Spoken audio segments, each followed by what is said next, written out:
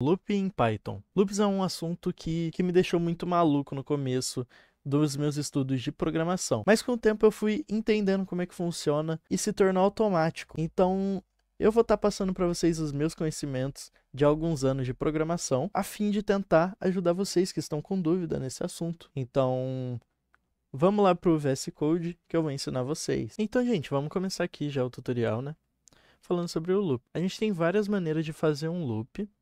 E ele vai ser basicamente repetir um processo específico N vezes. Por exemplo, lavar prato. Se você tem uma pilha de pratos para lavar, você vai pegar o primeiro, lavar, pegar o segundo, lavar, pegar o terceiro, lavar, e sempre indo para o próximo, até acabar essa pilha. Mas antes da gente mostrar esse exemplo do lavar pratos, vamos mostrar um for usando o range. O range, ele serve basicamente para você falar quantas vezes você quer rodar um certo código.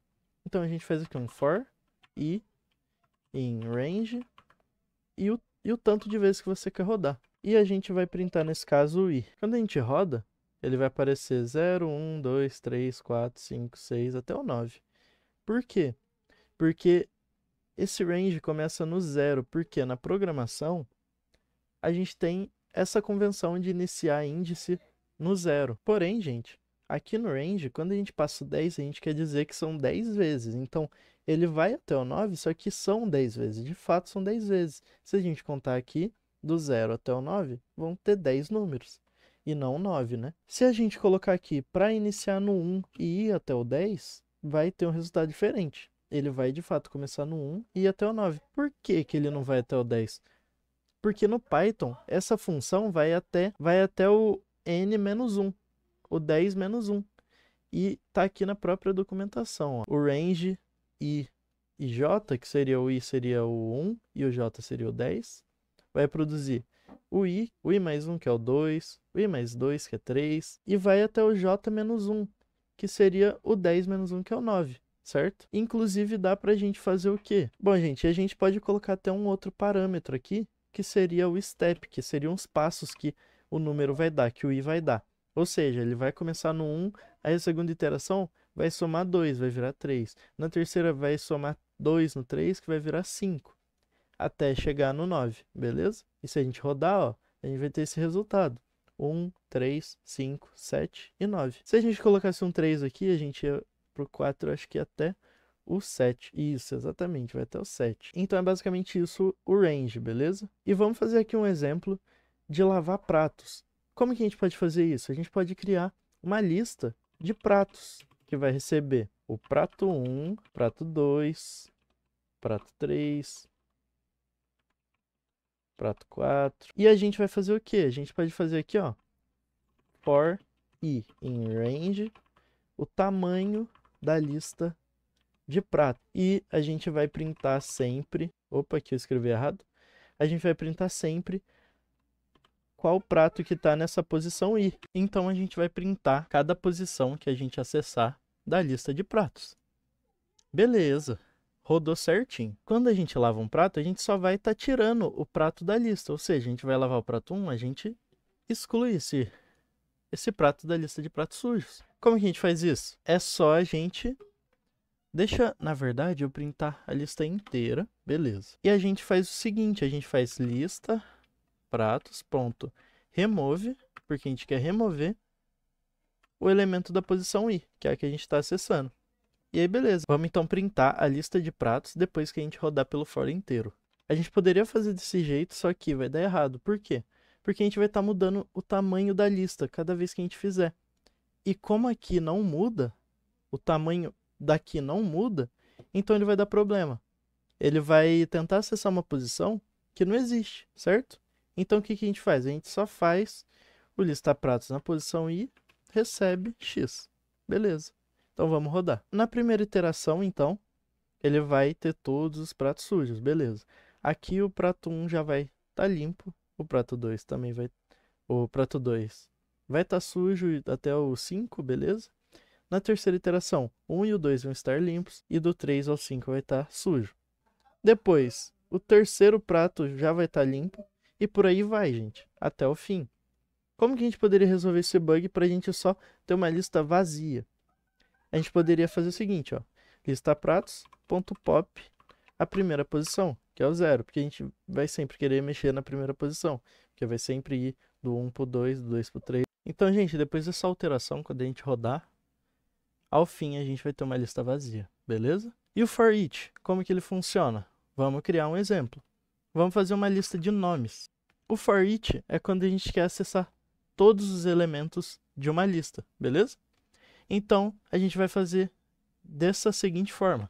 For, e aí o nome que você quer dar para o elemento, poderia ser elemento, poderia ser nome. No caso, eu vou usar nome. For nome em nomes, a gente vai querer printar o nome. E esse vai ser o resultado, beleza? A gente vai simplesmente rodar pela lista inteirinha. E para cada elemento dela, a gente vai fazer alguma coisa com esse elemento, entendeu? A gente poderia fazer uma lista de números. No caso, eu fiz aqui o range, porque ele vai receber do 0 até o 9, no caso. Se eu quisesse do 1 até o 10, seria 1, 11. Beleza, 1 até o 10. E a gente poderia, por exemplo, printar aqui o num vezes 2. Beleza, a gente teria 2, 4, 6, 8, 10 até o 20. Então, beleza, a gente já entendeu como é que funciona o for, o range, como que a gente acessaria uma lista pelo for, como que a gente excluiria um elemento, por aí vai. E aqui no while? No while, a gente vai ter algo mais incerto. Por quê? Porque o while serve para a gente rodar tantas vezes sem que a gente saiba quando parar, certo? Então, a gente pode fazer aqui, por exemplo, um aplicativo, um programinha, para o usuário ir digitando números até que entre um número negativo, certo? Então vamos fazer isso. Números recebe uma lista vazia. Beleza. Opa, eu fiz um markdown sem querer. Código. Beleza. Números recebe uma lista vazia.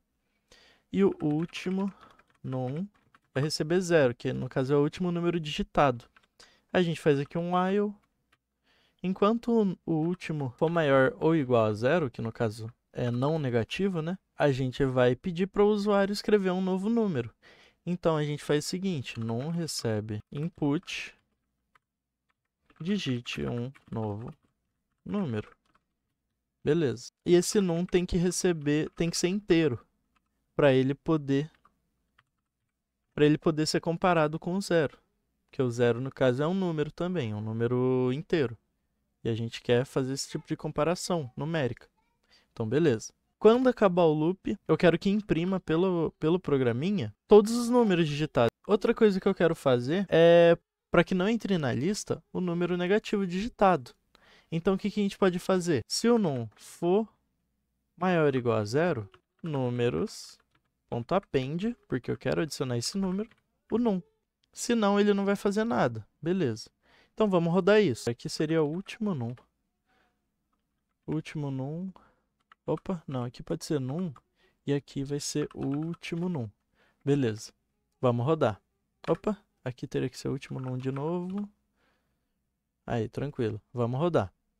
1, 2, 3, 67, 5, 4, 43, 10, 12, menos 3. Beleza. Ele só printou até o penúltimo número que eu digitei, que foi o 12. Ele não considerou o número negativo.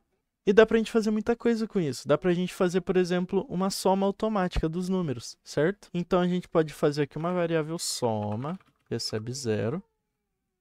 Se ele for maior que 0, a soma vai receber mais igual ao último número. E depois, a gente vai printar essa soma. Então, vamos fazer. 1, 2, 3, 4, 5, 6, 7, 8, 9, 10 e menos 3. Beleza. Essa soma aqui de todos esses números vai ser realmente 55. Então, vamos ficar a par de como que funciona o while. Como funciona? Primeiro, ele vai verificar se a condição é verdadeira. Se ela for verdadeira, se true, vai entrar no primeiro bloco. No primeiro não, né? Vai entrar no bloco. Se for falso, nem vai rodar o bloco. Nem vai rodar o bloco. Por quê? Antes dele rodar essa primeira vez, ele vai primeiro ver se essa condição é verdadeira. Então, se ela, no começo, ela já for falsa, nem vai entrar nesse loop. A gente pode fazer esse teste fazendo o quê? Já colocando aqui como -1, beleza? Vamos fazer esse teste. Colocando como -1, então a gente rodou e o resultado foi uma lista vazia, porque aqui não sofreu alteração, e a soma sendo 0, porque aqui também não sofreu alteração, porque não entrou nesse bloco. E, gente, é basicamente isso, os loops. Eu espero que vocês tenham entendido, eu espero que eu tenha tirado as dúvidas de vocês. E, bom, é basicamente isso. Obrigado por assistir. Deixa o like, manda para algum amigo aí que está aprendendo programação e está com dificuldade nisso. E é isso, valeu, falou, tchau!